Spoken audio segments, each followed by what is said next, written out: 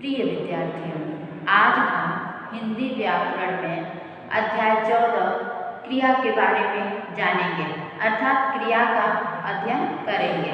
तो सबसे पहले हम क्रिया के सामान्य अर्थ को जानेंगे। तो क्रिया का सामान्य अर्थ होता है काम, अर्थात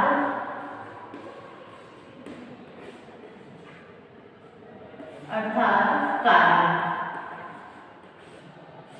क्रिया का सामान्य अर्थ होता है काम अर्थात कार्य। संसार के सभी प्राणी या प्रकृति कुछ न कुछ कार्य करती रहती है। कुछ कार्य स्वयं करने पड़ते हैं तो कुछ कार्य को करना पड़ता है। कुछ कार्य स्वयं करते हैं और कुछ कार्य को करना पड़ता है। क्रियापद कार्य के घटने या होने के बारे में बताती है।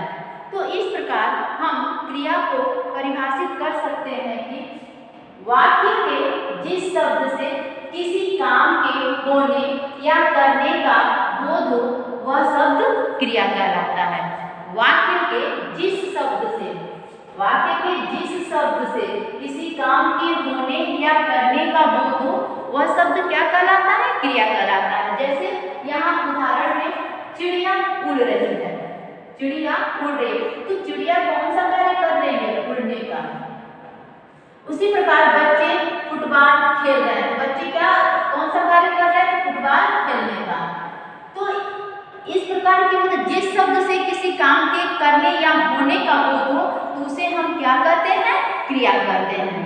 अब हमारा दूसरा है धातु, कि धातु किसे कहते हैं? तो क्रिया का मूल रूप धातु कहलाता है। क्रिया का मूल रूप धातु कहलाता है और धातु में ना जोड़ने से क्रिया का सामान्य रूप बनता है। धातु में ना जोड़ने से क्रिया का सामान्य रूप बनता है। जैसे मान लीजिए मैंने धातु और क्रिया, तो धातु मैंने लिखा है पी, पी में जब मैंने ना जोड़ा है तो क्या हो गया है? क्रिया पीना।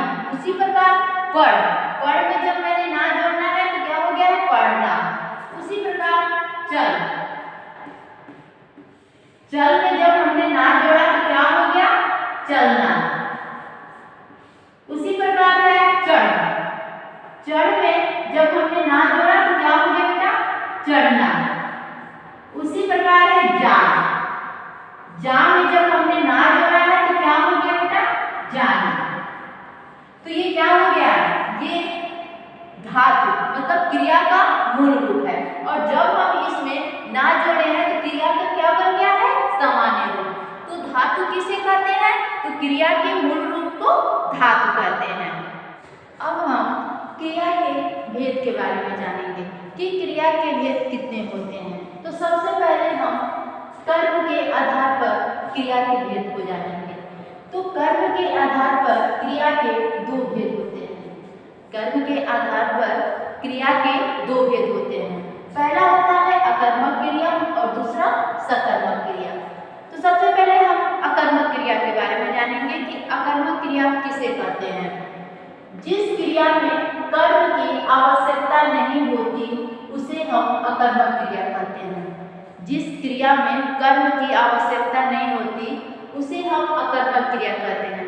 अर्थात क्रिया का फल सीधे कर्ता को पड़ता हो, उसमें कर्म नहीं होता है, तो उसे हम क्या कहते हैं? अकर्मक क्रिया। जैसे बच्चा हंस रहा है, बच्चा हंस रहा है, तो इसमें क्या है? इसमें कर्म नहीं है, तो यानी हंसना सीधे किस पे आ रहा है? तो कर्ता पर, यानी ये कर्ता द्वारा ये क्रिया हो रहा है। इसी प्रकार पक्षी उड़ रहे हैं, तो ये क्या हो जाएंगे? ये हो जाएंगे अकर्मक क्रिया। कुछ क्रिया जो सदैव अकर्मक होती हैं, जैसे हंसना, उड़ना, रोना, ये सब उठना, सोना, ये सब क्या है? ये सदैव अकर्मक क्रिया होती है। इनका हम सदैव प्रयोग अकर्मक क्रिया के रूप में ही करते हैं। अब हमारा दूसरा है सकर्मक क्रिया कि सकर्मक क्रिया किसे कहते हैं? तो जिस क्रिया का फल कर्म पर पड़ता है, अर्थात क्रिया का कर्म होता है, उसे सकर्मक क्रिया कहते हैं। इसमें ये बताया गया है कि क्रिया का फल कर्ता पे न सीधे कर्म पर पड़ता है तो उसे हम सकर्मक क्रिया पढ़ रही है। तो सीमा क्रिया का पढ़ने का कर, लेकिन कौन सी क्रिया? तो किताब, यानी पढ़ने का सीधा फल किसमें आ रहा है? किताब पे, इसमें कर्म है। तो कहा गया है जिस क्रिया का फल कर्म पर पड़ता है, अर्थात क्रिया का कर्म होता है, उसे हम सकर्मक क्रिया कहते हैं। उसी प्रकार बच्चे झूला झूल रहे हैं, तो झूला झूलने का कर्म किस पे कर रहे हैं? तो झूले पर, तो इसमें कर्म है। तो ये क्या हो जाएगा? ये हमारा हो जाएगा सकर्मक क्रिया। कुछ क्रियाएं जो सदैव सकर्मक होती हैं, तो कौन कौन सा? उसमें से खाना, पीना, पढ़ना, लिखना, ये सब क्या हो जाएंगी? ये सब हमारी सकर्मक क्रियाएं हो जाएंगी। तो कर्म के आधार पर क्रिया की कितनी भेद होती है बेटा? तो दो। कौन कौन सी? अकर्मक क्रिया और सकर्मक क्रिया। अकर्मक क्रिया वे क्रियाएं होती हैं जिसका फल क्या होता है? सीधे कर्ता को पड़ता है, मतलब उसमें कर्म की आवश्यकता नहीं होती है, उसमें कर्म नहीं होते हैं, तो उसे हम अकर्मक क्रिया कहते हैं। सकर्मक क्रिया कि जिस क्रिया का फल सीधे कर्म को पड़ता है, कर्ता पे नहीं, सीधे किस पे पड़ता है? कर्म पर, अर्थात उस क्रिया में कर्म होता है, तो उसे हम सकर्मक क्रिया कहते हैं। अब हम सकर्मक क्रिया के भेद के बारे में जानेंगे। क्रिया के दो भेद होते हैं, अकर्मक और सकर्मक। तो सकर्मक क्रिया के भी दो भेद होते हैं। कौन कौन से? तो एक कर्मक क्रिया और द्विकर्मक क्रिया। तो सबसे पहले हम एक कर्मक क्रिया के बारे में जानेंगे कि एक कर्मक क्रिया क्या होती है। जिस वाक्य में क्रिया का केवल एक कर्म होता है, जिस वाक्य में क्रिया का केवल एक कर्म होता है, उसे एक कर्मक क्रिया कहते हैं। जैसे अनुपमा कार चलाती है, तो इसमें एक ही कर्म है, क्या है वो? कार।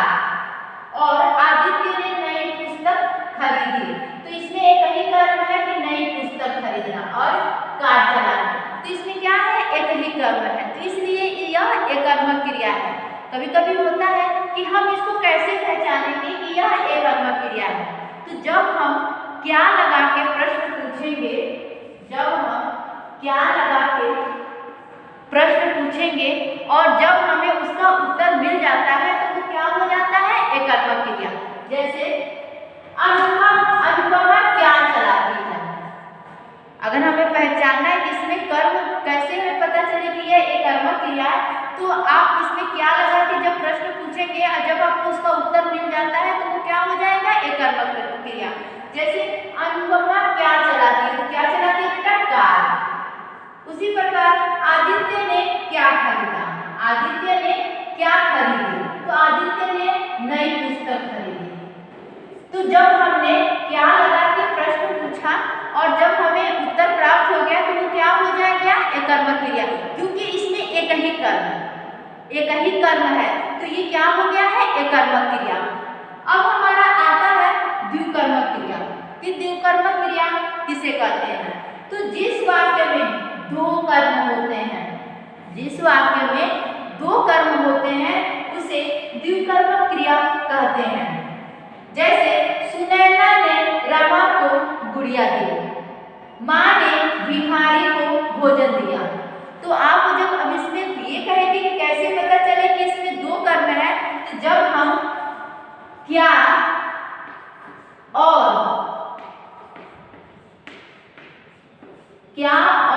किसको,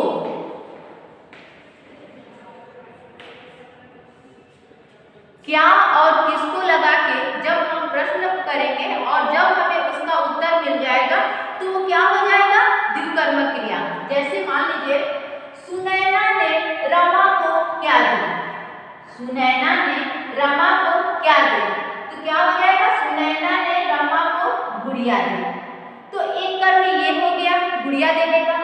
दूसरा है किसको, सुनैना ने गुड़िया किसको दी, सुनैना ने गुड़िया किसको दी? तो रमा को। तो हुए ना दो कर्म, तो ये क्या हो जाएगा? द्विकर्मक क्रिया, क्योंकि कहा गया कि जिस वाक्य में दो कर्म होते हैं, तो उसे हम द्विकर्मक क्रिया कहते हैं। तो जब हमने इस वाक्य में क्या और किसको दोनों लगा के जब प्रश्न किया, तो हमें उसका उत्तर मिल गया, तो अर्थात इसमें दो कर्म है, तो ये क्या हो जाएंगे? द्विकर्मक क्रिया। उसी प्रकार माँ ने भिखारी को भोजन दिया, माँ ने भिखारी को क्या दिया? माँ ने भिखारी को क्या दिया? तो भोजन। एक कर्म ये हो गया। फिर माँ ने भोजन किसको दिया? माँ ने भोजन किसको दिया? तो भिखारी को। तो हो गए ना दो कर्म, माँ के द्वारा दो कर्म हुए ना, एक तो भिखारी, दूसरा आ गया भोजन। मतलब भोजन किसको दिया? तो भिखारी को। भिखारी को क्या दिया? तो भोजन। तो जिस वाक्य में दो कर्म होते हैं तो उसे हम द्विकर्मक क्रिया कहते हैं। अगर हमें ये भी पता लगाना हो तो हम लोग कि सकर्मक क्रिया की क्या पहचान है, तो सकर्मक क्रिया में जब हम क्या और किसको लगा के जब प्रश्न पूछते हैं तो जब हमें उसका उत्तर मिल जाता है तो वो क्या होता है? सकर्मक क्रिया। क्योंकि मैंने बताया था कि सकर्मक क्रिया क्या होता है? जिसका प्रभाव, मतलब क्रिया का प्रभाव किस पे पड़ता है? कर्म पर। तो वो क्या होता है? वो होता है सकर्मक क्रिया। और जब हम सकर्मक क्रिया में क्या और किसको लगा के जब प्रश्न पूछते हैं तो वो क्या हो जाएगा? सकर्मक क्रिया। जब उसका हमें उत्तर मिल जाता है, क्योंकि उसमें पता चल जाता है कर्म क्या है, तो वो क्या हो जाता है? सकर्मक क्रिया। और सकर्मक क्रिया के कितने भेद होते हैं बेटा? तो दो भेद, एकर्मक क्रिया, द्विकर्मक क्रिया। एकर्मक क्रिया में सिर्फ वाक्य में एक ही कर्म होता है तो उसे हम एकर्मक क्रिया कहते हैं। और इसमें हम जब क्या लगा के प्रश्न पूछते हैं और जब हमें उसका उत्तर मिल जाता है तो वो क्या हो जाता है? एकर्मक क्रिया। द्विकर्मक क्रिया में वाक्य में दो कर्म होते हैं और जब हम इसमें क्या और किसको लगा के प्रश्न पूछते हैं और जब हमें उसका उत्तर मिल जाता है तो क्या हो जाता है? द्विकर्मक क्रिया। तो ये थे क्रिया के बारे में, क्रिया की परिभाषा, धातु, क्रिया के भेद। उम्मीद है कि आप लोगों को सब समझ में आया होगा। धन्यवाद।